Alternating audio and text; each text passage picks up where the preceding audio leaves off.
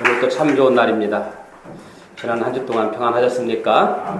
오늘 또 주님의 크신 은혜가 여러분들의 삶 속에 넘치기를 소원합니다. 우리 한번 옆 사람 인사하십시다. 같이 예배드리 반갑습니다. 잘 오셨습니다. 반갑습니다. 반갑습니다. 우리 나순 권사님 반갑습니다. 고생하셨어요. 저는 사랑하는 귀한 교회 여러분들이 특별히 금년 한 해는 무엇을 하든지 정말 열심히 그리고 최선을 다해서 그리고 후회 없을 만큼 즐겁고 신나게 한번 해봤으면 좋겠어요. 아멘. 기왕이면 돈 버는 데만 열심히 내지 말고 돈 버는 데만 시간 다 빼앗기지 말고 믿음 생활도 좀 열심히 아멘. 즐겁고 신나게 한번 해봤으면 좋겠어요. 할렐루야. 우리 한번 믿음 생활도 좀 열심히 즐겁고 신나게 한번 잘 해봅시다. 우리 한번 옆 사람에게 인사해 주세요. 우리 한번 믿음 생활도 좀 열심히 즐겁고 신나게 한번 잘 해봅시다. 잘 해봅시다. 이게 제 소원이에요. 잘 해보자고요.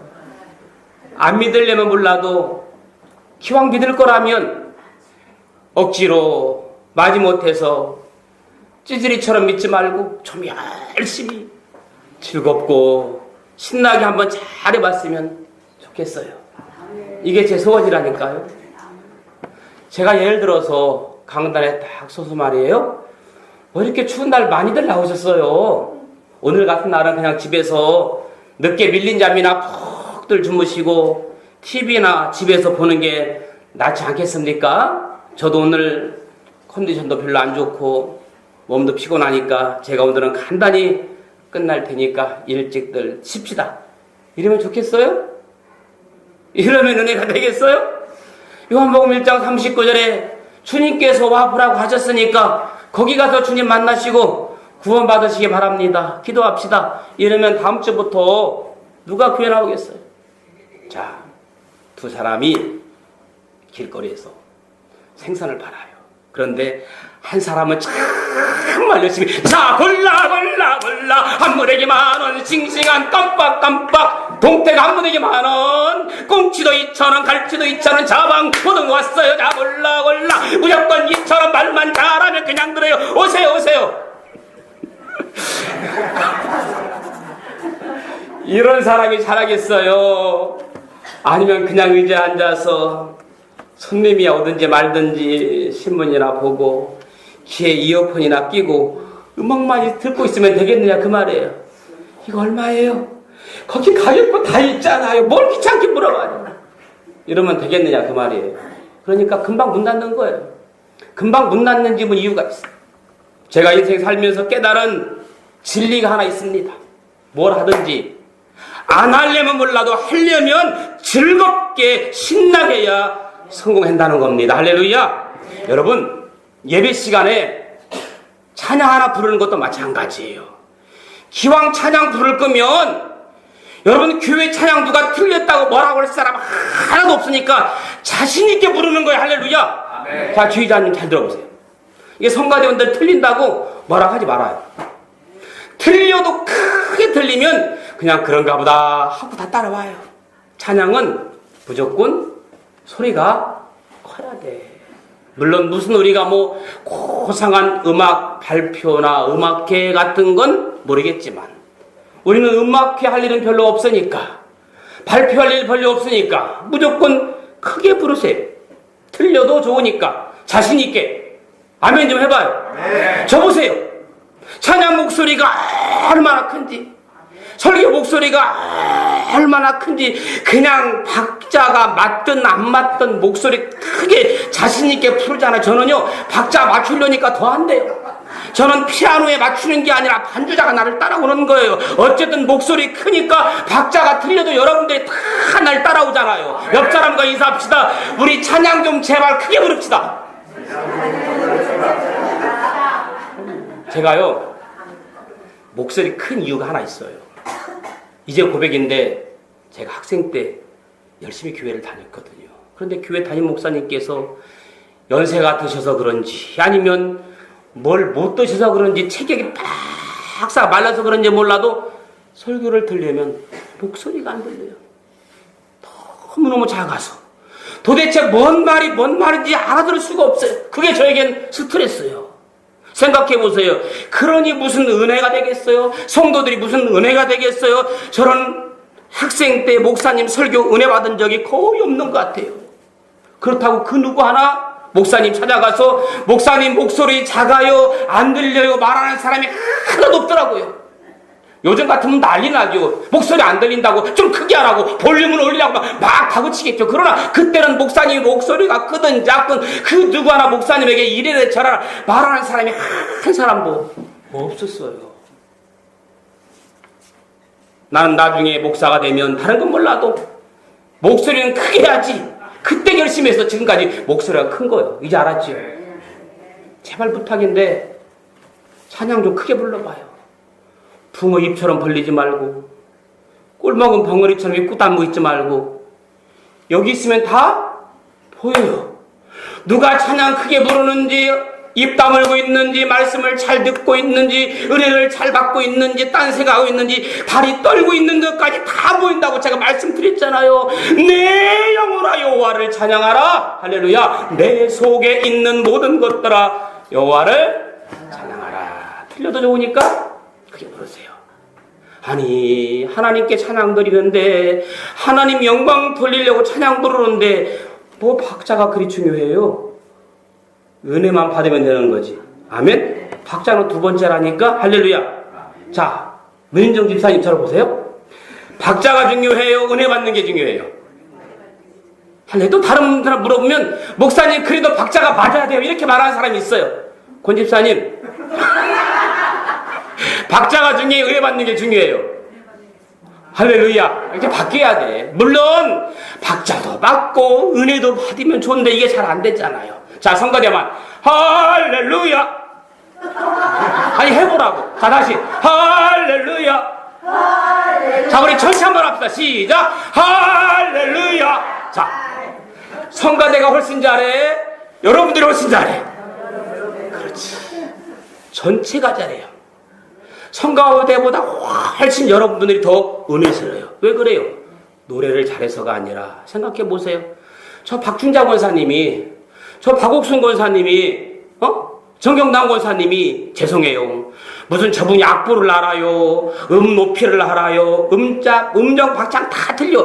그런데도 그냥 박수 치면서 얼싸 신나게 당신 마음대로 부르는데 그런데도 은혜가 되는 건 어떻게? 할렐루야. 그러면요. 왜 전체가 잘하느냐? 또 하나. 떼거지로 부르니까 잘하는 거야. 어떻게 부르니까? 떼거지로 부르는 데는 당연할 자가 없는 겁니다. 여러분 떼거지로 불려두면 당할 자가 아무도 없어요. 예배도 보세요. 본당에 성도들이 꽉 차서 앉을 자리가 없어야 훨씬 더 보기도 좋고 제 설교도 지금보다 10배는 더 은혜스럽게 전달되는 거예요. 자 보세요. 설교도 그래요. 개척교회 목사님은 설교가 잘할 것 같아요? 아니면 대형교회 목사님이 설교를 잘할 것 같아요? 저는요 대형교회 목사님보다 개척교회 목사님들이 훨씬 더 잘하신다고 봐요. 제 말이 꼭 맞는 말은 아니지만 틀린 말도 아닌 것이 저보고 여의도 순복음교회 가서 설교하라고 하면 저 자신 있게 말하는데 지금보다 10배는 더 잘할 수 있어. 불러주지 않아서 그렇지. 불러주기만 해봐. 지금보다 10배는 더 잘할 수 있어요. 자, 최명환 집사님. 어디서 집사님이 강의를 하는데 2사람 놓고 강의하는 데 하고 500명 놓고 강의하는 데고 어디서 신나도 더 잘하게 할 수 있어. 목사님 저는 500명은 떨리고 2명 있는 데서 잘할 수 있어요. 그 사람은 아직 프로가 아니에요. 프로가 아니에요. 그 여러분 금년에는 어찌됐든 간에 교회를 위해서 또 분위기를 위해서 여러분 분위기 무시 못하는 겁니다. 은혜만 받으면 되지? 아니에요. 분위기에 따라서 은혜 받는 겁니다. 그러니까 교회를 위해서 분위기를 위해서 열심히 전도해서 교회를 부흥시키는 일밖에 없다니까. 아멘. 아멘. 그것이 주님이 우리에게 주신 지상 명령 마지막 명령인 줄로 믿습니다. 마태복음 28장 19절 20절에 말씀하니까 그러므로 너희는 가서 모든 족속으로 제자를 삼아 아버지와 아들과 성령의 이름을 세례를 주고 내가 너희의 분반 모든 것을 가르쳐 지키게 하라. 불지어다 세상 끝날까지 너희와 항상 함께 있으리라. 할렐루야. 교회 사명이 뭐다? 전도하는 거예요. 장로님, 우리 세지사님을 한 해는 제발 한 명이라도 전도해봐. 주위에 전도할 사람이 그렇게 없어? 눈을 크게 뜨고 봐. 전도할 사람 너무너무 많아. 제가 전도하라는 말에 다시 말씀드리지만 골치가 아프지 말고 머리가 아프지 말고 가슴이 아프고 마음이 아프기를 축복해. 그래, 전도해야 되는데 목사님 말씀이 맞는데 내가 누구를 전도할까, 어떤 사람을 전도할까, 그런 마음으로 가슴이 뜨거워지고 마음이 아프기를 주님의 이름으로 축복합니다. 여러분, 항상 정신없이 쫓기는 삶을 살아가고 있는 사람이 있는가 하면 또 어떤 사람은 항상 여유 있는 삶을 살아가고 있는 사람이 있습니다. 그렇다면 어떤 사람이 정말 아름답고 복된 삶일까요? 쫓기는 삶을 살아가는 사람이 아니라 여유를 가지고 사는 사람이 저는 복된 삶이라고 생각이 되어집니다. 혹시나 나는 지나친 욕심으로 이것저것 막 일만 벌려놓고 수습도 못하면서 가끔은 두들기에 맞은 것처럼 멍하니 멍 때리면서 마냥 쫓기는 삶을 살아가고 있지는 않습니까? 분주함 속에서 쫓기는 삶을 살아가는 사람은 항상 허둥대며 삽니다. 혹시 여러분 분주한 삶 속에서 항상 허둥대며 살지는 않습니까? 빨간 날이 되어도 밀린 일을 정신없이 하며 보내지는 않습니까? 또 주위 사람들로부터 좀 천천히 살라고 대충 하라고 충고를 들은 적이 있지 않습니까? 가끔 연말에 신년에 날아오는 성탄 카드 연합장은 모두 거래처에서 오는 것밖에 없지 않습니까? 아이들 방학을 해도 어떤 놈이 방학했는지 모르지 않습니까? 예배 시간에도 휴대폰을 끄지 못하고 진동을 바꿔놓고 예배 드리다가도 진동을 느끼면 밖으로 뛰쳐나가는 그런 삶을 살고 있지 않습니까? 집에서는 바쁘다는 이유로 하숙생이라는 논리를 받고 있지 않습니까? 이런 삶을 살고 있다면 나는 쫓기는 삶을 살아가고 있는 사람입니다. 하나님께서는 여러분이 그렇게 살기를 원치 아니하십니다. 시편 127편 2절에 있는 말씀이니까 여호와께서 그 사랑하는 자에게는 잠을 주시는도다. 이런 잠을 단잠이라, 이런 잠을 꿀잠이라 그럽니다. 잠을 많이 자는 게 중요한 게 아니라 단잠을 자는 것, 꿀잠을 자는 것, 편안한 잠을 자는 걸 주시는 겁니다. 이 말을 제 방식대로 해석하면 이렇습니다. 일할 때는 열심히 일하고 쉴 때는 적절히 쉬어라, 그 말입니다. 오늘 본문의 말씀 보니까 그가 나른 푸른 들밭에 누이시며 쉴만한 물가로 인도하시는도다. 한번 이 말씀 상상해 보십시오. 다윗의 고백인데 넓은 풀밭에 딱 누워서 하늘을 쳐다보고 뒹굴 옆에는 강물이 흐르고 하늘에 태양이 비치고 막 새들이 지저귀고 이런 그림, 가장 아름다운 천국의 모습이 아닌가 생각을 해봅니다. 그러면 어떻게 하면 쫓기는 삶에서 벗어날 수 있을까? 어떻게 하면 쫓기는 삶에서 벗어날 수 있을까? 한번 몇 가지 생각을 해보려고 합니다. 첫째는 자신의 가치를 바로 알아야 합니다. 자신의 가치. 대부분의 사람들이 과다하게 일하는 이유는 뭘까요? 자신의 일과 자신의 가치를 혼돈하기 때문입니다.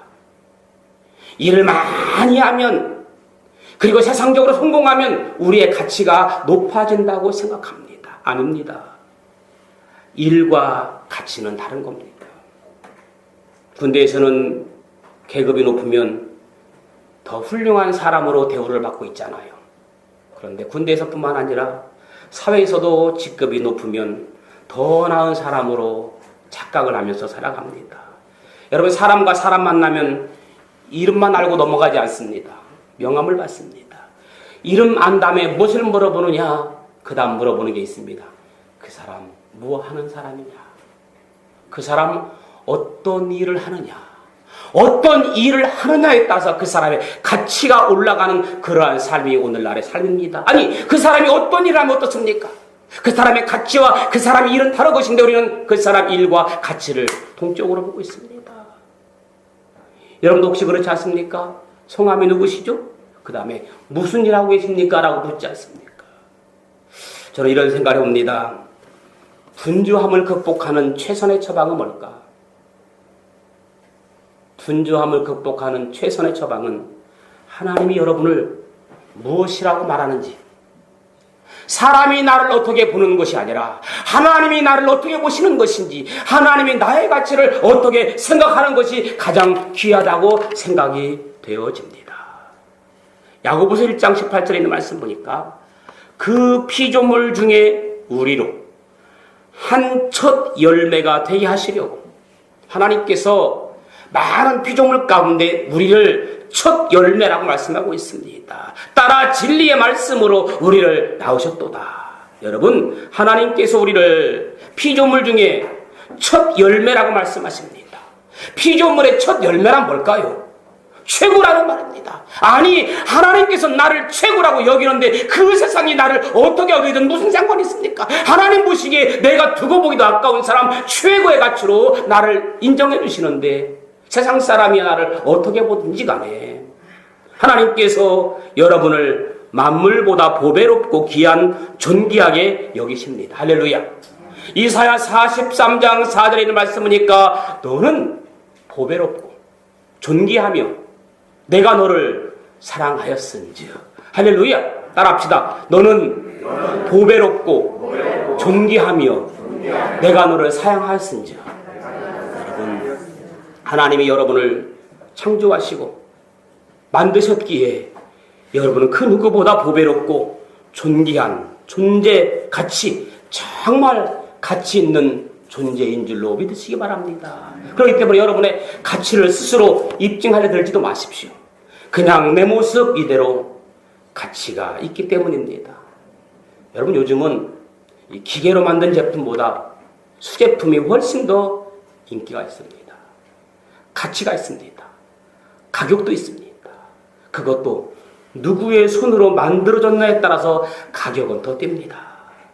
예를 들어서 국보급 장인이 만들면 부르는 게 값일 수도 있습니다. 그렇다면 우리는 창조주 하나님의 손으로 만든 작품, 아멘, 전능자의 핸드메이드라는 것을 기억하시기 바랍니다. 사랑하는 성도 여러분, 만약 여러분이 진정으로 하나님께 소중한 존재라는 것을 믿기만 하면 여러분의 삶은 변할 것입니다.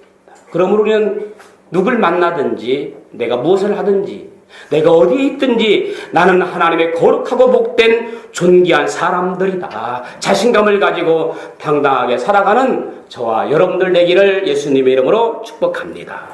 그러므로 사랑하는 성도 여러분, 굳이 과도한 일로서 여러분의 자기를 입증시키려 하지 마시고 하나님은 지금 우리 모습 그대로, 내 모습 그대로 받아주길 원합니다.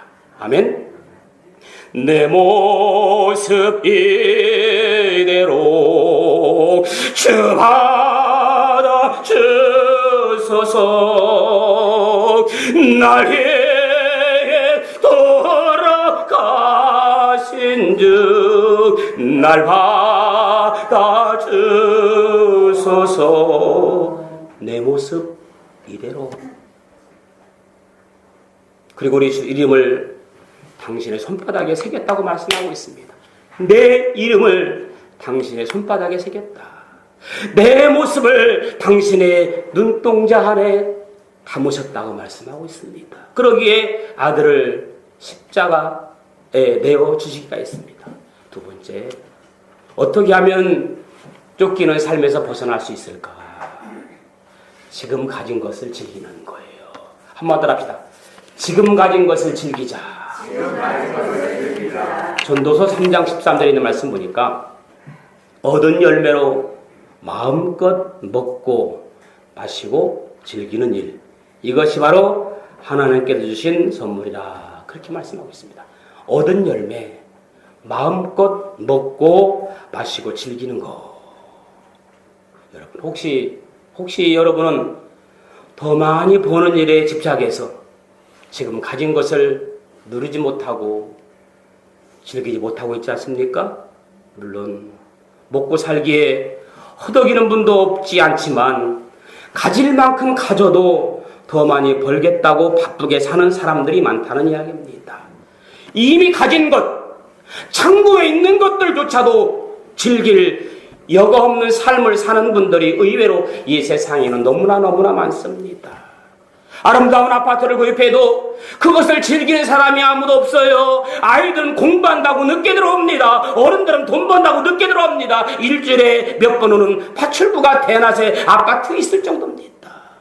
무조건 돈을 더 벌려고 하는 것은 현대인의 병적 현상이라고 말씀드리고 싶습니다. 다른 사람들이 갖고 있으니까 나도 더 가져야 한다는 생각, 다른 사람이 열심히 보니까 나도 벌어야 한다는 생각, 그렇기 때문에 필요하지 않는 거 삽니다. 과시합니다. 성경은 말합니다. 전도서 4장 6절에 있는 말씀이거든요. 한번 찾아보실까요? 전도서 4장 6절 한번 찾아보십시다.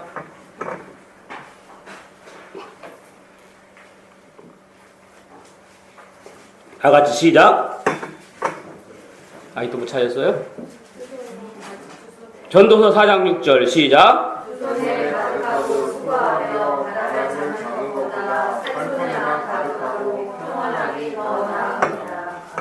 아멘. 여러분, 인생에 있어서 가장 중요한 것은 벌어온 물질이 아닙니다.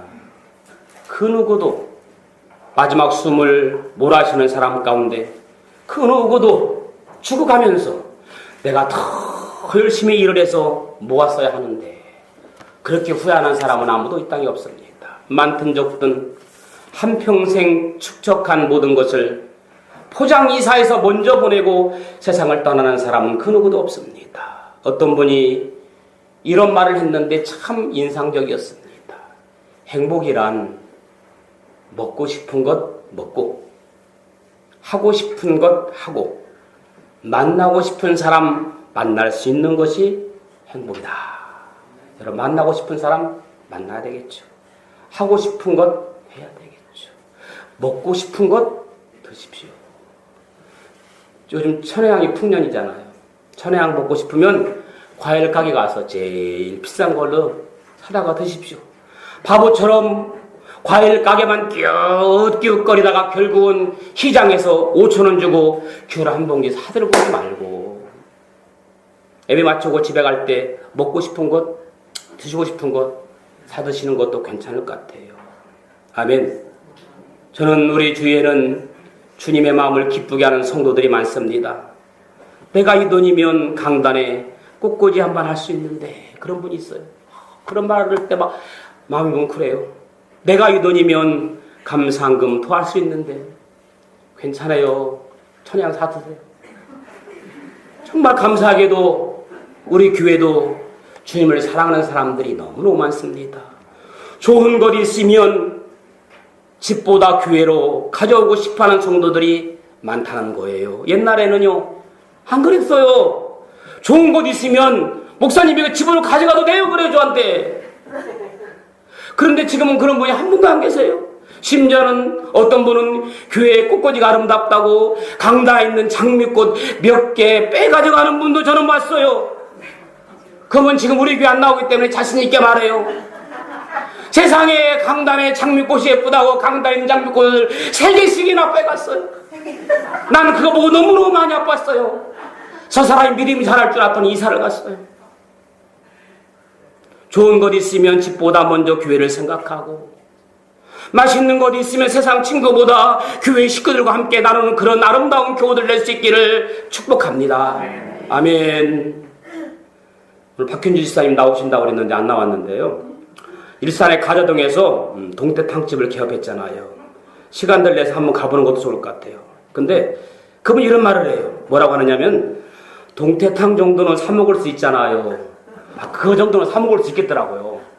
만약에 저분이 소고기집 했어봐요. 아유 부담. 그거 소갈비집 했어봐요. 부담되잖아요. 근데 뭐 그 정도는 사 먹을 수 있겠더라고요. 우리 그 정도는 여기 있잖아요. 제가 볼 때는 그리 가까운 거리는 아닌데 본인은 늘 가깝대. 본인은 즐거우니까 그러는 거죠. 아, 참 그래요. 이름도 특이하더라고요. 무슨 지푸라기. 맞죠? 지푸라기 동태 한 마리더라고요. 어쨌든 한번 기회가 되시면 같이 어울려서 가는 것도 좋고 어울려서 가는 것도 좋고 먼저 가자고 하는 사람이 밥값을 내시고 아셨죠? 그렇게 하면 좋을 것 같아요. 마지막 어떻게 하면 쫓기는 삶을 벗어날 수 있을까? 따라합시다. 일을 제한하는 것. 줄이는 거예요. 일을 제한하는 것. 아멘? 여러분 일 말고 자신을 위해서 하나님과 나만의 시간을 위해서 가족들을 위해서 시간을 계획해 보는 것도 좋을 것 같아요.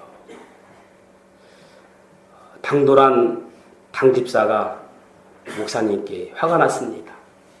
따지는 거예요. 목사님? 내가 하루 종일 목사님께 전화를 드렸는데 목사님은 왜 제 전화를 받지 않으셨냐? 그러자 목사님 이렇게 대답합니다. 당집사님, 월요일은 제가 쉬는 거 모르셨습니까? 그랬더니 이분이 또 이렇게 당차게 말해요. 목사님, 월요일이라고 해서 마귀가 친답니까? 그런데 목사님은 월요일이라고 쉬십니까? 이렇게 얘기했어요. 그러자 목사님께서 당집사에게 한마디 합니다. 예. 이 말에 참 인상적. 예. 하루도 쉬지 않는 날을 갖지 못하면 저도 마귀처럼 될까 봐서요. 감동이 안 오십니까? 그렇습니다. 목사만이 아니라 누구든지 쉬지 않고 피곤해지면 마귀처럼 변한다는 거예요. 사람이 여러분 3일만 뜬 노릇 날 세보세요. 다 귀찮은 거예요. 사람도 귀찮고 만사가 다 귀찮은 거예요. 그냥 신경질 내고 짜증내고 원망하고 사람들이 가까이 가기 어려울 만큼 사나워지는 거예요. 쉼이 없으면 그래요. 쉼이 없으면. 그래서 성경은 말하잖아요. 출애굽 20장에 엿새 동안은 힘써 내 모든 일을 행할 것이나 일곱째 날은 아멘. 내 하나님 여호와의 안식일인즉 너나 내 아들이나 내 딸이나 내 남종이나 내 여종이나 가축이나 내 문 안에 머무는 객이라도 아무 일도 하지 말며. 하나님께서 한 주간의 하루는 쉬는 날로 정했어요. 이것이 바로 10계명 가운데 네 번째 계명 안식일을 기억하여 거룩히 지키라. 그러면 안식일에는 무엇을 해야 될까? 첫째는요, 일로부터 몸을 쉬면서 재충전하는 거거든요. 그런 말 하잖아요. 여행도 가슴 떨릴 때 가야지 다리 떨릴 때 가면 남들에게 민폐라는 말도 있잖아요. 남들에게 민폐입니다. 음악에도 쉼표가 있듯이 사람도 낮은 일하고 저녁에는 쉬라고 밤이 있듯이 일주일 가운데 열심히 일하고 하루는 쉬라고 주일이 있는 겁니다. 일주일 내내 일하면 그 사람 일찍 죽어요. 전해주세요. 쉬지 않고 계속 일하는 사람 일찍 죽는다고. 오늘 또 쉬지 않고 일하러 간 사람이 있어요. 전해주지 마세요. 그럴 가능성이 있어요. 그냥 쉬는 게 아니라 우리는 내일을 위해 재충전하면서 쉬는 거예요. 그리고 제대로 된 안식을 누리기 위해서 영적 초점을 다시 조정하기 위해서 쉬는 겁니다. 여러분, 영적 초점이 뭐예요? 예배입니다. 예배란 사물에 대한 관심을 재조정하는 일이기도 합니다. 우리가 만일 하나님을 위한 시간을 전혀 갖지 못하고 세상 일로만 정말 바쁘게 살아오고 있다면 하나님께서 우리 인간을 창조된 기본 목적 중 하나를 놓치고 있는 겁니다. 그래서 매일 기도 시간을 갖는 것은 소중합니다. 여러분 매일 기도하는 시간을 갖고 있습니까? 아침이든 저녁이든 낮이든 상관이 없습니다. 매일 기도 시간을 갖는 소중한 성도들 될 수 있기를 축복합니다. 예수님께서도 습관을 쫓아 감람산에 가서 기도했다고 했습니다. 예수님께서 제자들에게 말합니다. 너희는 한시라도 깨어서 기도할 수 없느냐라고 책망하신 적도 있습니다. 사도행전 3장 1절에 보니까 제9시 기도 시간에 성전에 올라가서 베드로와 요한은 시간을 정해놓고 성전에 올라가서 기도했다고 했습니다. 유대인들은 시간을 정해놓고 기도했습니다. 어떻게 하면 쫓기는 삶에서 벗어날 수 있을까? 첫째, 자신의 가치를 바로하는 것. 둘째, 지금 가진 것을 즐기는 것. 셋째, 일을 제한하는 것. 그것 중에 하나가 일주일에 하루 안식일을 지키며 쉬는 것. 일로부터 몸을 쉬면서 재충전하고 영적 초점을 다시 조정해서 기도를 통해서 우리의 삶이 쫓기는 삶이 아니라 여유 있는 삶, 그러한 삶이 되기를 예수님의 이름으로 축복합니다. 좋으신 아버지 하나님, 은혜를 감사합니다. 우리의 삶이 분주한 삶이 아니라 쫓기는 삶이 아니라 여유로운 삶, 주님과 교제하는 삶을 살아갈 수 있도록 축복하옵소서. 예수님의 이름으로 기도합니다. 아멘.